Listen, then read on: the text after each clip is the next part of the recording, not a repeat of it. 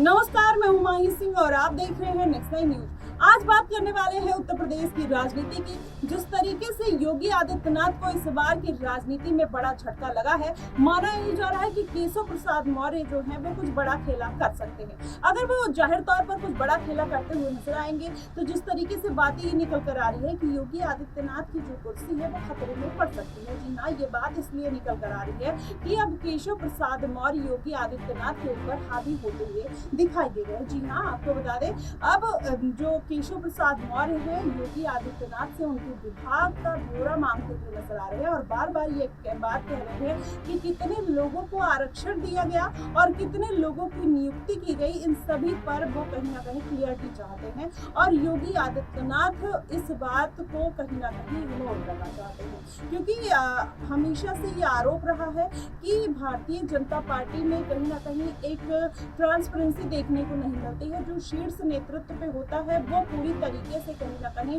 बाजी मारने का प्रयास करता है, पूरी तरीके से ऑन करने का प्रयास करता है। वही बात कहीं ना कहीं केशव प्रसाद मौर्य जो है वो योगी आदित्यनाथ के ऊपर लगाते हुए नजर आ रहे हैं इल्जाम। वो कह रहे हैं कि योगी आदित्यनाथ और तमाम नेता भारतीय जनता पार्टी के और सहयोगी दल में जितने नेता हैं वो ये बात कह रहे हैं कि योगी आदित्यनाथ कब मीटिंग कर लेते हैं, कब कोई डिसीजन ले लेते हैं, किसी को जब फैसला हो जाता है, जब वो इम्प्लीमेंट हो जाता है तब जाकर उनको पता चलता है कि हाँ, इस तरीके की पॉलिसी आ गई, इन लोगों की नियुक्ति हो गई, इनका ट्रांसफर हो गया। वो किसी भी तरीके का किसी से डिस्कशन नहीं करते हैं। यही बात है जो कहीं ना कहीं योगी आदित्यनाथ को अब उनकी सत्ता से दूर करती हुई नजर आ रही है। इस बार के लोकसभा चुनाव में योगी आदित्यनाथ को बड़ा झटका लगा है और माना यही जा रहा है कि उपचुनाव में वो झटका ना लगे, इसलिए केशव प्रसाद मौर्य इसकी पूरी जिम्मेदारी लेने के लिए तैयार हैं और वो चाहते हैं कि आने वाले दिनों में वो सीएम बने और अगर वो सीएम बन जाते हैं तो जाहिर तौर पर योगी आदित्यनाथ की जो मुश्किलें हैं वो बढ़ जाएगी। अब इसमें क्या शीर्ष कमान क्या इतनी आसानी से योगी आदित्यनाथ को हटाने का प्रयास करेगा, क्योंकि अगर पूरा सिनेरियो देखा जाए तो योगी आदित्यनाथ का जो लॉ एंड ऑर्डर है यूपी में, जिस तरीके से उन्होंने डिसीजन लिए,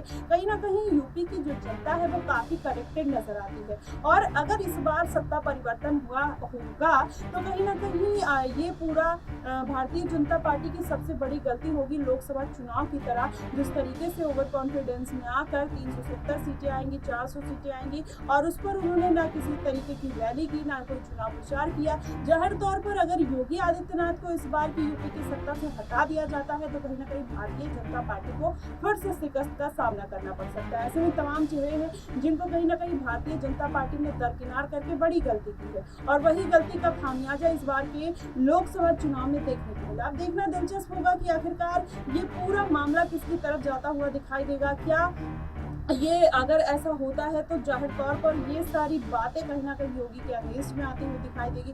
जनता किस तरीके से फैसला लेगी, उपचुनाव से पहले अगर योगी आदित्यनाथ की कुर्सी चली जाती है तो जाहिर तौर पर कहीं ना कहीं राजनीति में बड़ा बदलाव देखने को मिलेगा। वहीं अगर देखा जाए तो कुछ दिन पहले ही संजय राउत और केजरीवाल ने इस बात की आदेश और कहीं ना कहीं आशंका पहले ही जाहिर कर दी थी। उन्होंने आशंका ये जाहिर की थी कि जैसे ही लोकसभा चुनाव खत्म होगा योगी आदित्यनाथ को उनके पद से हटा दिया जाएगा। अब ये उनका प्रेडिक्शन जो है वो कितना सही और कारगर साबित होगा। जिस तरीके से अभी हलचल देखने को मिल रही है, योगी आदित्यनाथ का कांवड़ का मुद्दा जिस तरीके से निकल कर आ रहा है, विपक्ष के नेता घेरते हुए नजर आ रहे हैं, अपनी ही पार्टी के नेता कहीं ना कहीं आग दिखाते हुए नजर आ रहे हैं। अनुप्रिया पटेल भी नाराज है, योगी राजभर भी नाराज है, संजय निषाद, केशव प्रसाद मौर्य, इस तरीके की कहीं ना कहीं नाराजगी योगी आदित्यनाथ के खिलाफ देखने को मिल रही है। माना ही जा रहा है कि अब कुछ बड़ा बदलाव होने की जो संभावना है वो बढ़ती हुई दिखाई दे रही है। देखना दिलचस्प होगा कि आखिरकार भारत की राजनीति में किस तरीके के बदलाव होने वाले हैं। खासकर यूपी की बात करें जो भारत का सबसे बड़ा राज्य है, जहां पर